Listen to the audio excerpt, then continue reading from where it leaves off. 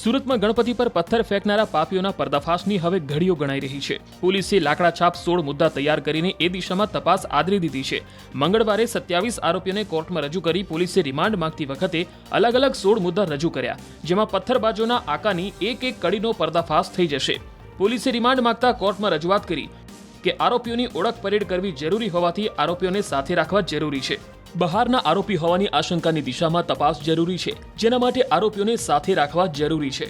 પૂર્વ નિયોજિત કાવતરું અને અન્યની સંડોવણીની દિશામાં તપાસ જરૂરી છે। મોટી માત્રામાં પથ્થર, ઈંટોના ટુકડા કોણે ભેગા કર્યા એ તપાસવું જરૂરી છે, જેમાં આરોપીની હાજરી જરૂરી છે। હથિયાર કોણે આપ્યા, ક્યાંથી લાવ્યા તેની તપાસ જરૂરી છે। અશાંતિ ફેલાવવા પાછળ કોની મુખ્ય ભૂમિકા તેની તપાસ જરૂરી છે। ગણપતિ વિસર્જન કે આવનારા તહેવારમાં શાંતિ ડહોળવાનું કાવતરું હોવાની આશંકા છે, જેની તપાસ માટે આરોપીઓને સાથે રાખવા જરૂરી છે। શહેર બહારથી દોરી સંચારની આશંકા હોવાથી તપાસ જરૂરી છે। ગુનાના મૂળ સુધી પહોંચવા માટે દરેક આરોપીની ઊંડાણપૂર્વકની પૂછપરછ જરૂરી છે।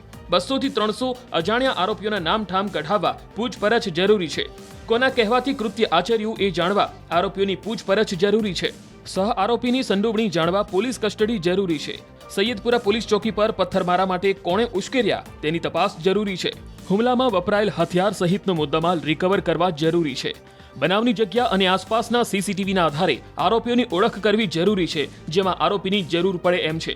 આરોપીઓનું વર્તન અને પૂર્વ ઇતિહાસ જાણવા પૂછપરછ જરૂરી છે। આમ 16 મુદ્દાના આધારે પોલીસે તપાસ આદરી છે અને ગણપતિના એક દુશ્મનોનો પર્દાફાશ કરવાની દિશામાં કમર કસી છે। સુરતમાં લાલગેટ પોલીસ સ્ટેશન વિસ્તારમાં જે 8મી તારીખે બનાવ બન્યો, 8મી તારીખે મોડી રાત્રે કે જે ગણપતિજીના પંડાલમાં પથ્થરમારો કરવામાં આવ્યો અને નુકસાન કરવામાં આવ્યું એ કેસ, અને ત્યાર પછી પોલીસ સ્ટેશન પર પોલીસ ચોકી ઉપર હુમલો થયો, પોલીસ અધિકારીને જાનથી મારી નાખવાનો પ્રયત્ન કર્યો, અને એટલે નવા કાયદા મુજબ, ભારતીય ન્યાય સંહિતા મુજબ આરોપી વિરુદ્ધ 109 હેઠળની ફરિયાદ દાખલ કરવામાં આવી, એટલે એટેમ્પ્ટ ટુ કમિટ મર્ડરની ફરિયાદ દાખલ કરવામાં આવી। અને એ ગુનામાં આજે સુરતના જજ શ્રી મારવા સાહેબની કોર્ટમાં 27 જેટલા આરોપીને ધરપકડ કરી રજૂ કરવામાં આવ્યા અને 14 દિવસના પોલીસ કસ્ટડી હેઠળના રિમાન્ડની માંગણી પોલીસ તરફથી કરવામાં આવી। રિમાન્ડના મુદ્દા, ઘણા મહત્વના મુદ્દા નામદાર કોર્ટ સમક્ષ દલીલો કરવામાં આવી।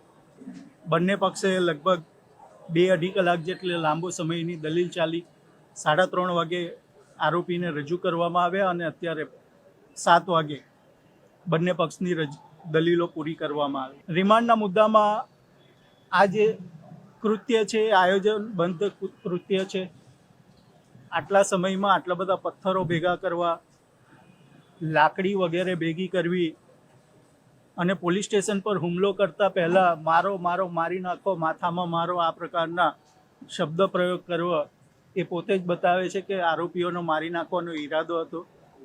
તે સંબંધે કોર્ટમાં દલીલ કરવામાં આવી અને કુલ 17 જેટલા મુદ્દાઓ કે આમાં પડદા પાછળ બીજા કોણ કોણ વ્યક્તિ છે કે કોણ કોણ આરોપી છે તેની તપાસ કરવી જરૂરી છે, અને તપાસ કરીને નામદાર કોર્ટ સમક્ષ સત્ય બાબત લાવી શકે પોલીસ, એટલાને માટે પોલીસ કસ્ટડીની જરૂરત છે।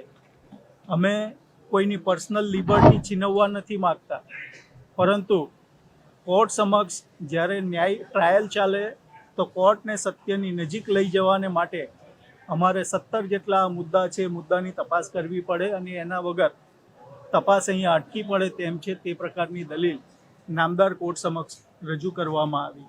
ટોળાની સંખ્યા વધારે છે, એ પૈકીના કેટલાક માણસો પકડાયા, તો બાકીના માણસો અને હથિયાર બાબતે તે બાબતનો ખુલાસો પણ નામદાર કોર્ટ સમક્ષ કરવામાં આવ્યો। જે રજૂઆત સરકાર તરફે કરવામાં આવી એ રજૂઆતને અધર સાઈડે કદાચ તોડી મરોડીને રજૂઆત કરી હોય તેવી લાગે છે।